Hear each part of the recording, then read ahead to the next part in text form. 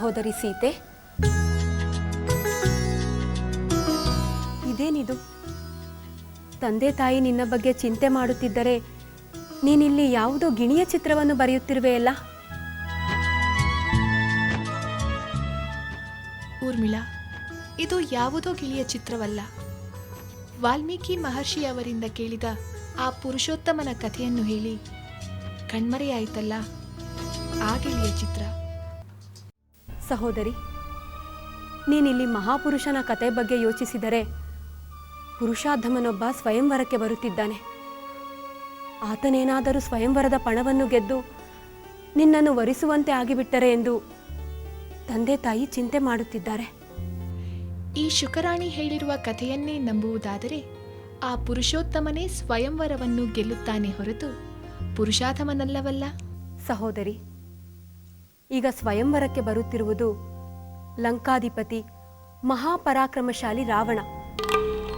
ಆತನೇನಾದರೂ ತನ್ನ ಬಲದಿಂದ ಶಿವಧನುಸ್ಸನ್ನು ಎತ್ತಿದರೆ ಎಂಬ ಭೀತಿ ಉಂಟಾಗಿದೆಯಲ್ಲ? ಚಿಂತಿಸಬೇಡ ಊರ್ಮಿಳೆ. ಯಾವುದು ಆಗಬೇಕೆಂದು ಪೂರ್ವ ನಿರ್ಧಾರಿತವಾಗಿದೆಯೋ ಅದನ್ನು ತಪ್ಪಿಸಲು ಸಾಧ್ಯವಿಲ್ಲ. ಒಳ್ಳೆಯದನ್ನು ನಿರೀಕ್ಷಿಸಬೇಕು, ಕೆಟ್ಟದ್ದನ್ನು ಎದುರಿಸಲು ಸಿದ್ಧರಾಗಿರಬೇಕು. ಸಹೋದರಿ, ನಿನ್ನ ಮನಸ್ಥೈರ್ಯ ಎಲ್ಲರಿಗೂ ಬರುವುದು ಕಷ್ಟ.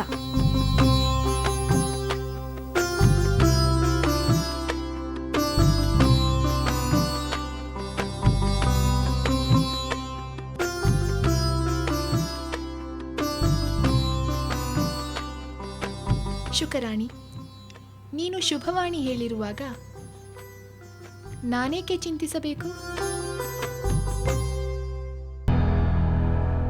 ಪ್ರಭುಗಳಿಗೆ ಶುಭವಾಗಲಿ. ಗುರುವರ್ಯ, ತಮ್ಮ ಆಶೀರ್ವಾದ ಬಲದಿಂದ ಶುಭವಾಗಲೇಬೇಕು. ಆದರೆ ಅಂತಹ ಶುಭ ಕಾರ್ಯದಲ್ಲಿ ಸಂತೋಷವೂ ಸಂಭ್ರಮವೂ ತುಂಬಿರಬೇಕಲ್ಲವೇ? ಆತಂಕವೂ ಚಿಂತೆಯೂ ಇರಬಾರದಲ್ಲವೇ? ಮಹಾರಾಜ, ಶುಭವೆಂದರೆ ಸಂಭ್ರಮ, ಸಂತೋಷ. ಅದರಲ್ಲಿ ಚಿಂತೆ ಇದ್ದರೆ ಅದು ಶುಭ ಹೇಗಾಗುತ್ತದೆ? ಗುರುದೇವ, ಪುರುಷೋತ್ತಮನೋರ್ವನು ಶಿವಧನುಸ್ಸನ್ನು ಎತ್ತಿ ಸ್ವಯಂವರವನ್ನು ಗೆದ್ದು ಸೀತೆಯನ್ನು ವರಿಸಿದರೆ ಅದು ಶುಭ. ಆದರೀಗ ಲಂಕಾಧಿಪತಿ ಸ್ವಯಂವರಕ್ಕೆ ಬರುತ್ತಿರುವುದರಿಂದ ನಮಗೆ ಚಿಂತೆಯಾಗಿದೆ. ನಿಜ ಮಹಾರಾಣಿ, ನಿಜ. ಇದು ಚಿಂತೆಯ ವಿಚಾರವೇ. ಮಂಗಳದ ಆರತಿಯ ಮೈಯನ್ನು ಸುಡುವಂತೆ ಆದರೆ ಅದು ಮಂಗಳವಾಗುವುದಿಲ್ಲ. ಗುರುವರ್ಯ, ಇದುವರೆಗೂ ಶಿವಧನಸ್ಸನ್ನು ಎತ್ತಲು ಬಂದ ರಾಜಾಧಿರಾಜರುಗಳಿಗಿಂತ ಎಷ್ಟೋ ಪಟ್ಟು ಮಹಾಪರಾಕ್ರಮಶಾಲಿಯು ವರಬರ ಗರ್ವಿತನೂ ಆದಂಥ ರಾವಣನು ಎಲ್ಲಿ ಶಿವಧನಸ್ಸನ್ನು ಎತ್ತಿ ಬಿಡುವನು ಎಂಬ ಆತಂಕವು ನನ್ನಲ್ಲಿ ಹೆಚ್ಚಾಗುತ್ತಿದೆ. ಅಲ್ಲದೆ ವೇದವತಿಯ ಪೂರ್ವ ಜನ್ಮದ ವೃತ್ತಾಂತವನ್ನು ನೆನೆದರೆ ಈಗಲೂ ನನ್ನ ದೇಹ ಕಂಪಿಸುತ್ತದೆ ಗುರುದೇವ, ಕಂಪಿಸುತ್ತದೆ. ಚಿಂತಿಸಬೇಡ ಮಹಾರಾಜ. ಸೀತೆಯ ಪೂರ್ವ ಜನ್ಮ, ವೇದವತಿಯು ಪೂರೈಸಿದ ರಾವಣನ ಇಚ್ಛೆಯು ಬೇರಾವ ಜನ್ಮದಲ್ಲೂ ಸಫಲವಾಗುವುದಿಲ್ಲ.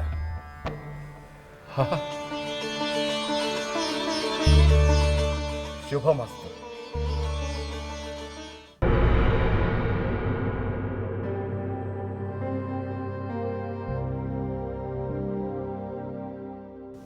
ಸ್ವಾಮಿ,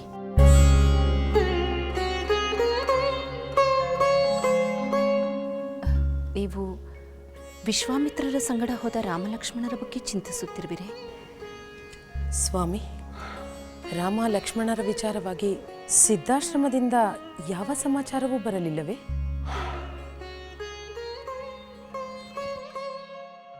ಕೌಸಲ್ಯ, ಸುಮಿತ್ರ, ನಾನೂ ಸಹ ನಿಮ್ಮಂತೆಯೇ ಸಿದ್ಧಾಶ್ರಮದಿಂದ ಬರಬಹುದಾದ ಸಂದೇಶಕ್ಕಾಗಿ ಕಾತರದಿಂದ ಕಾಯುತ್ತಾ ಇದ್ದೇನೆ. ಅಷ್ಟೇ ಅಲ್ಲದೆ ರಾಮ ಲಕ್ಷ್ಮಣರು ಅಯೋಧ್ಯೆಗೆ ಕ್ಷೇಮವಾಗಿ ಬರುವ ಕ್ಷಣವನ್ನು ನಿರೀಕ್ಷಿಸುತ್ತಾ ಅದೇ ಚಿಂತೆಯಲ್ಲಿದ್ದೇನೆ. ವಿಶ್ವಾಮಿತ್ರರ ಶಕ್ತಿಯ ಬಗ್ಗೆ ಅರಿವಿದ್ದರು. ವಸಿಷ್ಠ ಮಹಾಮುನಿಗಳು ನಿರಾತಂಕವಾಗಿರಲು ಸೂಚಿಸಿದ್ದರೂ ಸಹ ರಾಮಚಂದ್ರನ ಮೇಲಿನ ಮಮಕಾರಕ್ಕೋ ಏನೋ ಅವನ ಅಗಲಿಕೆ ಅಸಹನೀಯವೆನಿಸುತ್ತಿದೆ. ಇನ್ನೆಂದೂ ಎಲ್ಲಿಗೂ ರಾಮಚಂದ್ರನನ್ನು ಒಂದು ದಿನವೂ ಕಳುಹಿಸಬಾರದೆಂದು, ಅವನು ಸನಿಹದಲ್ಲಿಲ್ಲವೆಂಬ ಚಿಂತೆಯಿಂದ ಬಾಧೆಪಡಬಾರದೆಂದು ನಿರ್ಧರಿಸುವಂತಾಗಿದೆ. ಸ್ವಾಮಿ, ನಿಮ್ಮಂತೆಯೇ ನಮಗೂ ಕೂಡ ನಮ್ಮ ಪುತ್ರರು ನಮ್ಮ ಕಣ್ಣ ಮುಂದೆಯೇ ಇರಬೇಕೆಂಬ ಆಸೆ ಬಲವಾಗಿದೆ. ಆದರೆ ದೊರೆಯ ಆಜ್ಞೆಯನ್ನು ಪರಿಪಾಲಿಸಬೇಕಾದ ಮಕ್ಕಳನ್ನು ದೂರ ಹೋಗದಂತೆ ತಡೆಯಲು ನಮ್ಮಂಥ ಮಾತೆಯರು ಅಸಮರ್ಥರಾಗಿರುತ್ತೇವೆ. ಅಸಹಾಯಕತೆಯಿಂದ ನಮ್ಮ ಸಂಕಟವನ್ನು ನಾವು ನುಂಗಿ ಅವರವರ ಕರ್ತವ್ಯ ನಿಷ್ಠೆಗೆ ಅಡ್ಡಿಯಾಗದಂತೆ ಇದ್ದು ಬಿಡುತ್ತೇವೆ. ನಿಮ್ಮ ಮಾತು ನಿಜ. ರಾಮಚಂದ್ರನ ಅಗಲಿಕೆ ನನಗೇ ಇಷ್ಟೊಂದು ಸಂಕಟವನ್ನು ನೀಡುತ್ತಿರುವಾಗ ಮಾತೆಯರಾದ ನಿಮಗೆ ಇನ್ನೂ ಹೆಚ್ಚಿನ ಸಂಕಟ. ಮಹಾಪ್ರಭುಗಳಿಗೆ ಪ್ರಣಾಮಗಳು.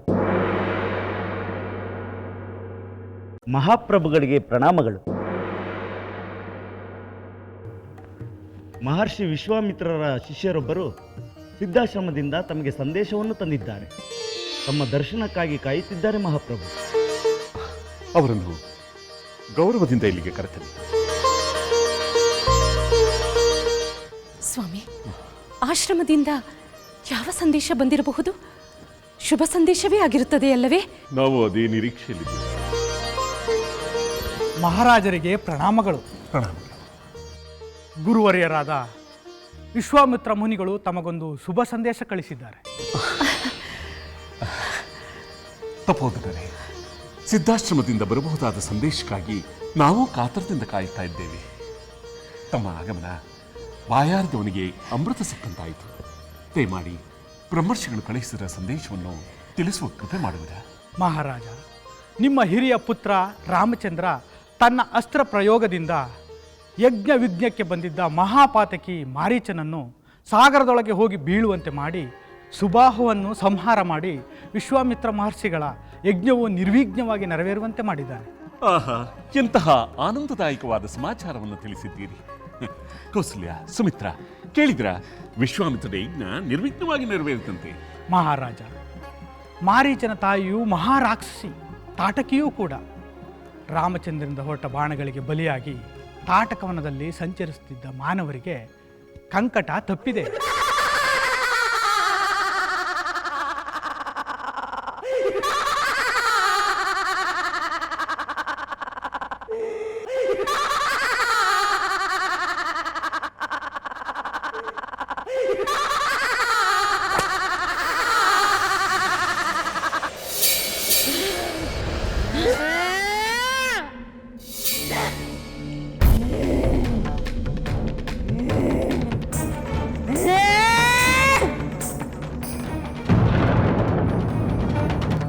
ಸ್ತ್ರೀ ಎನ್ನುವ ಅನುಕಂಪ ತಾಳದೆ ಲೋಕಕಂಟಕಿ ಮಹಾದುಷ್ಟಳೆಂದು ತಿಳಿದು ಈಕೆಯನ್ನು ಸಂಹರಿಸು.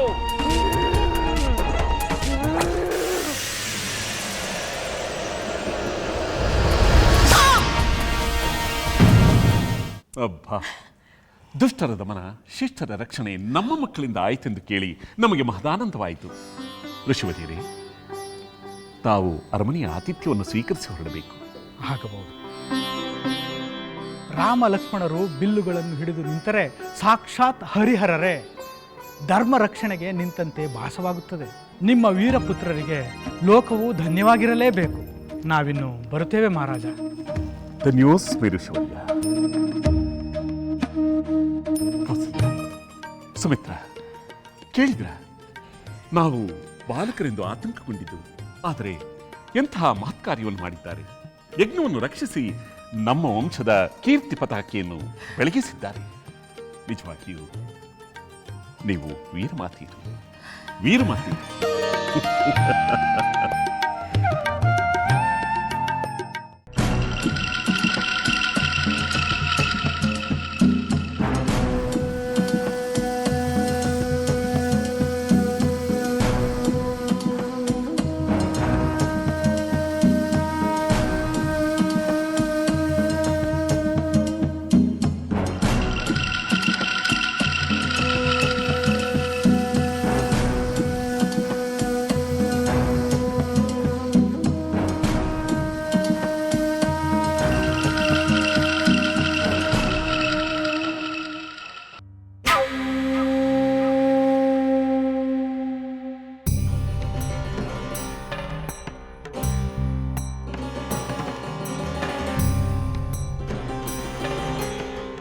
ಮಂಥರೆ, ಎಲ್ಲಿಗೆ ತೆರಳಿದ್ದೆ? ಎಲ್ಲಿಂದ ಬರುತ್ತಿರುವೆ?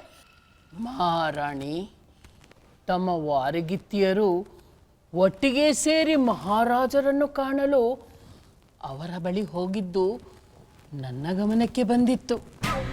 ಕೌಸಲ್ಯ ಸುಮಿತ್ರೆಯರಿಬ್ಬರು ಮಹಾಪ್ರಭುಗಳನ್ನು ಭೇಟಿಯಾಗುವ ಕಾರಣವಾದರೂ ಏನಿತ್ತು? ಅದನ್ನು ತಿಳಿಯಲೆಂದೇ ನಮ್ಮ ಆಪ್ತ ಸಖಿಯನ್ನು ಮಹಾರಾಜರ ವಿಶ್ರಾಂತಿ ಕೋಣೆಯ ಬಳಿಗೆ ಕಳಿಸಿದ್ದೆ. ನನಗೀಗ ತಿಳಿಯಿತು. ಕೌಸಲ್ಯ ಸುಮಿತ್ರೆಯರಿಬ್ಬರು ರಾಮ ಲಕ್ಷ್ಮಣರ ವಿಚಾರವನ್ನು ತಿಳಿದುಕೊಳ್ಳಲು ಮಹಾಪ್ರಭುಗಳ ಬಳಿ ಹೋಗಿರಬಹುದು. ಸರಿಯಾಗಿ ಊಹಿಸಿದಿರಿ ಮಹಾರಾಣಿ. ಮತ್ತದರಲ್ಲೇನಿದೆ ವಿಶೇಷ? ನೀನು ನನ್ನ ಅಲಂಕಾರವನ್ನು ಮುಂದುವರೆಸು. ವಿಶೇಷ ಇದೆ ಮಹಾರಾಣಿ. ನಾನು ನನ್ನ ಸಖಿಯಿಂದ ಕೇಳಿ ತಿಳಿದಿದ್ದನ್ನು ನಿಮಗೆ ತಿಳಿಸಲೆಂದು ಬಂದಿದ್ದೇನೆ. ಅದೇನೆಂದು ಹೇಳು. ಕೌಸಲ್ಯ ಸುಮಿತ್ರೆಯರನ್ನು ಮಹಾಪ್ರಭುಗಳಿಂದ ವೀರಮಾತೆ ಎಂಬ ಅಪಾರ ಮನ್ನಣೆಗೆ ಒಳಪಟ್ಟು ಆನಂದದಿಂದ ಮೆರೆದರಲ್ಲಿ. ಏನು? ಅವರಿಗೆ ವೀರ ಮಾತೆಯರ ಪಟ್ಟ ಆನಂದದ ಮೆರೆದಾಟವೇ? ಹೌದು ಮಹಾರಾಣಿ. ರಾಮಚಂದ್ರ ರಾಕ್ಷಸನ್ನು ನಿಗ್ರಹಿಸಿ ವಿಶ್ವಾಮಿತ್ರರ ಯಾಗವನ್ನು ಸಾಂಗವಾಗಿ ನೆರವೇರುವಂತೆ ಮಾಡಿದನೆಂದು ವಿಶ್ವಾಮಿತ್ರರ ಆಶ್ರಮದಿಂದ ಸಂದೇಶ ಬಂದಿತ್ತು. ಅದನ್ನು ಕೇಳಿ ಮಹಾರಾಜರು ಅಪಾರ ಸಂತಸಪಟ್ಟರು. ರಾಮ ಲಕ್ಷ್ಮಣರು ಜೊತೆಯಾಗಿ ಸಾಧಿಸಿದ ಈ ಮಹತ್ ಕಾರ್ಯಕ್ಕಾಗಿ ಕೌಸಲ್ಯ ಸುಮಿತ್ರೆಯರನ್ನು ವೀರಮಾತೆಯರೆಂದು ಪ್ರಶಂಸಿಸಿದರು. ಅವರಿಗೆ ಸಿಕ್ಕ ಮನ್ನಣೆ ನಿಮಗೆ ಸಿಗಲಿಲ್ಲವೆಂದು ನನಗೆ ಬೇಸರವಾಯಿತು. ಮಂಥರೆ, ನೀನು ಈಗ ನನಗೆ ಮನ್ನಣೆ ಸಿಗಲಿಲ್ಲವೆಂದು ಹೇಳುವುದರ ಬದಲು ಅಂದು ನನಗೂ ವಿಶ್ವಾಮಿತ್ರರೊಂದಿಗೆ ನಿನ್ನ ಮಗನನ್ನು ಕಳುಹಿಸು ಎಂದು ಹೇಳಬೇಕಾಗಿತ್ತು. ಆಗ ನೀನೇ ಬೇಡ ಎಂದು, ಈಗ ನಾನು ವೀರಮಾತೆ ಆಗಲಿಲ್ಲವೆಂದು ಬೇಸರದ ಮಾತುಗಳನ್ನಾಡುತ್ತಿರುವೆಯಲ್ಲ, ಇದು ಸರಿಯೇ? ಮಹಾರಾಣಿ, ಸಮಾಧಾನವಾಗಿ ನನ್ನ ಮಾತು ಕೇಳಿ.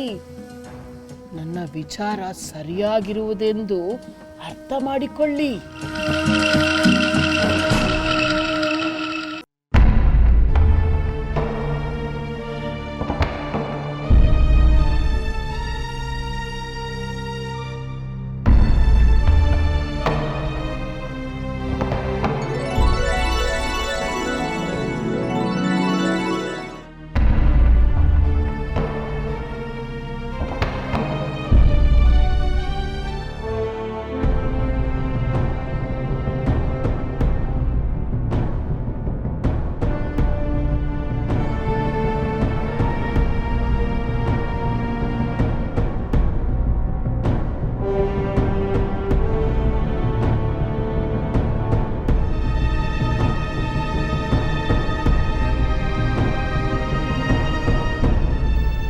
ಮಹಾಪ್ರಭು, ನನ್ನನ್ನು ಮನ್ನಿಸಿರಿ. ಈ ಮಹಾಧನಸ್ಸನ್ನು ಅಲುಗಾಡಿಸಲು ನನ್ನಿಂದ ಸಾಧ್ಯವಾಗುತ್ತಿಲ್ಲ. ನಾನು ಸೋತೆ.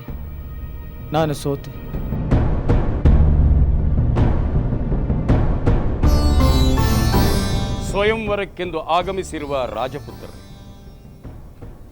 ಈ ಪರಾಕ್ರಮಶಾಲಿಗಳಾದ ರಾಜಕುಮಾರರು ಶಿವಧನಸ್ಸನ್ನು ಎತ್ತಲಾರದೆ ಸೋತು ಶರಣಾಗಿದ್ದನ್ನು ನೋಡಿದ ಮೇಲೆ ನಿಮ್ಮಲ್ಲಿ ಯಾರಿಗೂ ಶಿವಧನಸ್ಸನ್ನು ಎತ್ತಲು ಪ್ರಯತ್ನ ಮಾಡುವ ಮನಸ್ಸಾಗುತ್ತಿಲ್ಲ ಎಂದು ಭಾವಿಸಲಿ, ಅಥವಾ ಈ ಶಿವಧನಸ್ಸನ್ನು ಸ್ವಸ್ಥಾನಕ್ಕೆ ತೆಗೆದುಕೊಂಡು ಹೋಗಲು ನಮ್ಮ ಭಟರಿಗೆ ಆಜ್ಞಾಪಿಸಲಿ, ನೀವೇ ಹೇಳಿ.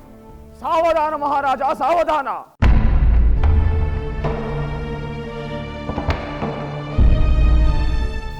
ಒಂದು ಗರಿಕೆಯನ್ನು ಎತ್ತಲು ಯೋಗ್ಯತೆ ಇಲ್ಲದಂತೆ ಕಾಣುವ ಈ ದುರ್ಬಲ ರಾಜಕುಮಾರನೊಬ್ಬ ಈ ಶಿವಧನತನು ಎತ್ತಲಿಲ್ಲ ಎಂದ ಮಾತ್ರಕ್ಕೆ ಈ ಶಿವಧನತನು ಎತ್ತುವ ಪ್ರತಾಪಶಾಲಿ ಇಲ್ಲ ಎಂದು ಭಾವಿಸಿದೆಯಾ? ಚಿಂತಿಸಬೇಡ ಮಹಾರಾಜ. ಈ ಶಿವಧನಸನ್ನು ಎತ್ತುವ ಮಕ್ಕಳಾಟದ ಸ್ಪರ್ಧೆ ಇಂದು ನನ್ನಿಂದ ಮುಗಿಯುತ್ತದೆ. ಈ ಸ್ವಯಂವರ ನೆರವೇರುತ್ತದೆ.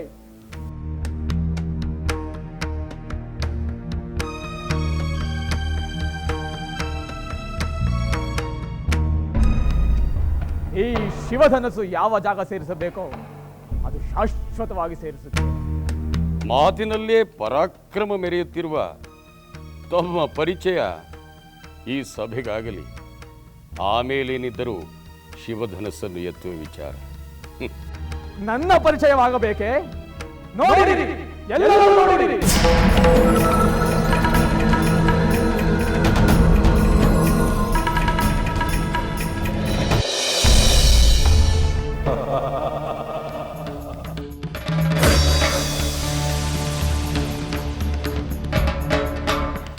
ಯಾರ ಹೆಸರನ್ನು ಕೇಳಿದರೆ ತ್ರಿಲೋಕವೇ ಬೆಚ್ಚಿ ಬೀಳುವುದು. ಯಾರ ತಪಸ್ಸಿಗೆ ಮೆಚ್ಚಿ ಚತುರ್ಮುಖ ಬ್ರಹ್ಮನು ವರ ನೀಡಿದನೋ, ಯಾರು ಕೈಲಾಸ ಪರ್ವತವನ್ನೇ ಎತ್ತಿ ಅಲುಗಾಡಿಸಲು ಮುಂದಾದನೋ, ವಿಶ್ವವಸುವಿನ ಮಗ, ಪೌಲಸ್ತ್ಯನ ಮೊಮ್ಮಗ ರಾವಣ, ದಶಕಂಠ ರಾವಣ.